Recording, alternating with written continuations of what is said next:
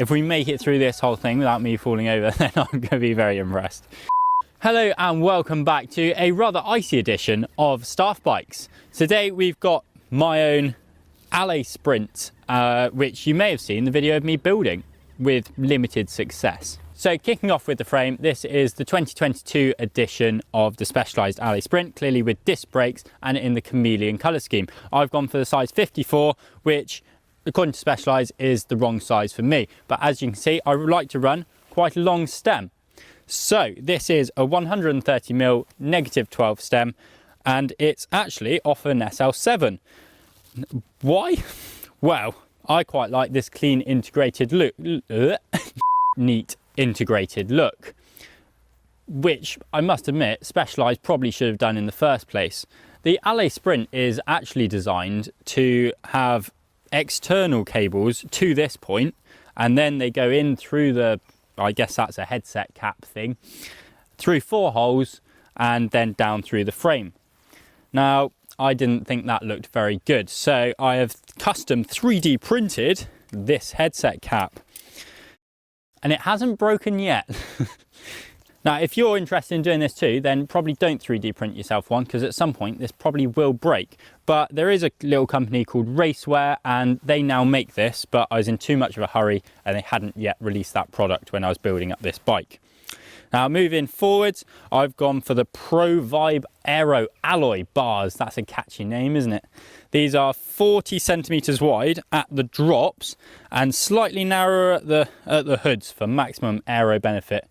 Now, I normally go for a carbon bar, but this bike I'm going to be using for some crit racing, and I do have a little bit of a tendency of falling off. And whilst I admit carbon is generally as strong as aluminium, you can't really tell when you've broken it, and you'll have to take off your bar tape every time. Whereas if these bend, then quite clearly they're broken and need replacing. As far as the group set is concerned, I've gone for an Ultegra R8070 Di2 hydraulic disc brake group set, and this is because it's 11 speed, and that means that I can keep the same free hub body and cassette on my turbo trainer and just switch bikes over. I haven't yet migrated all my bikes to 12 speed, although at some point I'd probably quite like to. Now in my build video, a lot of you asked some questions about which brakes I was running, and these are Magura, not those pesky Shimano ones. These are the Magura MT8 SL FM calipers. They're designed for XC mountain biking, and they've got these rather funky coloured irises, which I quite like. I haven't had any problems with them rubbing, which is nice on the XTR rotors. They're lighter than the Ultegra alternative, and Chris Froome, he must have copied this from me because I did this first. Mounting the brakes, I've got some nice little titanium screws in there. So I've gone for their Magura hoses with obviously a Magura caliper, Shimano shifters, and a Shimano barb and olive, I think. But you might want to check some forums for that, because that's what I did. That's them done.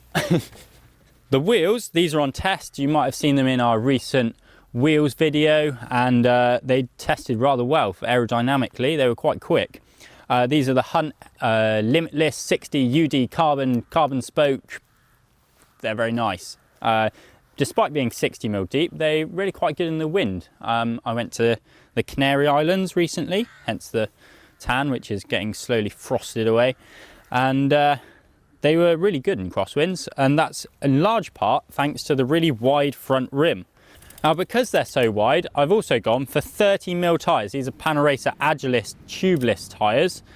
Do you need 30mm tyres? Probably not, but I now race on 28s. I thought I might as well train on 30s because I don't think they're slowing me down. People might argue that they're less aerodynamic, but when you've got a front rim that wide, I really don't think a skinnier tyre is going to make the slightest bit of difference. And the front, this is a Chris King X Peatys Mark 2, Mark 1, I don't know. It's gold. Tubeless valve. They work very nicely. That's the 80mm length. In the back, that is not a tubeless valve. This has got a tube in because I took the bike on a gravel track and hit a big rock and took out the sidewall that the sealant didn't want to seal. This just gets better and better. I was borrowing someone's pump and I put the pump on, screwed it onto the valve, because I thought if I put a bit more air in, maybe the tubeless sealant will sort that out. Spoiler, it didn't sort it out, and then I got the pump stuck on the valve, was there just twisting it, pulling it, it would not come off, and I ended up having to snap the tubeless valve off just so I could pull it through and put a tube in. So that wasn't ideal really. What have I missed? Little, what are they called? Bar plugs. They're Wolftooths, because I quite like the silver. Would I get them again? Probably not for a road bike, because they're designed for mountain bikes and road bikes, and all 3 sets of road bars that I've had, they've kind of fallen out of. In a mountain bike, they'd be absolutely perfect. So I've wrapped bar tape inside the bars as well, just to try and make them stay in. And so far, you can see I've still got both, so that's going well. Bar tape, that's Kinesis, reflective, Burt special, something or another. It's really grippy in the dry and the wet. Moving towards the back of the bike, this is a 20mm setback saddle seat post. That's what they all seem to come with. I've got my Di2 junction box up here because I think it's quite a nice place. And on top, I've got a Fizik Vento Argo adaptive saddle, which is also very comfy. It's not the lightest considering its price, but I am quite a fan of these 3D printed saddles. You can see it's really squishy in the middle and then really firm at the front, which is where I tend to sit.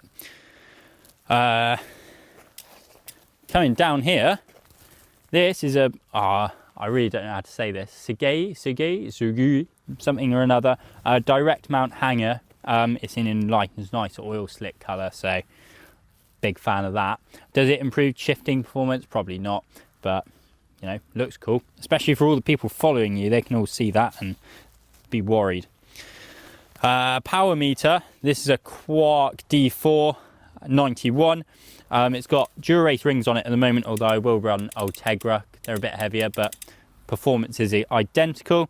And I've gone for a 53-36, which, as you know, is not standard, but the shifting seems fine. The 53 gives me plenty of high gears to knock out a sprint, and yeah, I can still climb nice and easily on it. The pedals, they are Shimano Ultegra R8000, I believe. They work perfectly nicely, although for racing I will stick on the set of Dura-Ace, not for the weight or anything, but they have a slightly lower height here, so you can corner a bit tighter without scuffing them when you're pedaling. Stood in some shit. We've got a little mount here, that's for a little nog rear light, just clips in magnetically, so that's quite nice, just stick on quickly. And then down here again, we've got the Enduro. Oh, that's a challenge, isn't it? What are they? They're the XD15 jockey wheels, and same for the bottom bracket. Both of them get a lifetime warranty, so fingers crossed I won't be needing that. The chain is a Dura-Ace Shimano chain. I wax my chains using Silka hot wax at the moment, although, I mean, any hot wax will do. And then the final thing, we've got my bottle cages. This one's some Elite one that I had lying around. It works really quite well, although I have been meaning to get some Elite Leggero? Yeah, it's got to be Leggero bottle cages, because they're my favourites. And this one is, I normally run it with one bottle cage, but I was going on a long ride, so I thought I'd better take two. And then my bottle fell out of it a lot, so I nicked my girlfriend's hairband, and it's done an excellent job of keeping bottles in. Unfortunately, there's not a brand to sort of say they've made a crap bottle cage, because it was just a Chinese copy one. I think it's a copy of an Arundel, but Arundels work, so it's not a very good copy. Well, I think that's just about everything. If you've got any questions, then feel free to drop them in the comments and I'll endeavour to answer them. Oh, you will ask how much it weighs. 7.98 kilos, so not exactly light, but shouldn't hold me back too much. If you want to see my other bike, then check out this Staff Bikes Laufsegler. And if you're interested in seeing the difference between a cheap set of carbon wheels and an expensive set of carbon wheels, then check out our latest wheels testing video. There'll be another one coming soon. If you enjoyed this video, then please give it a like and subscribe to the channel for more content just like this. Now, I'm going inside because my hands are freezing and I'm about to fall over.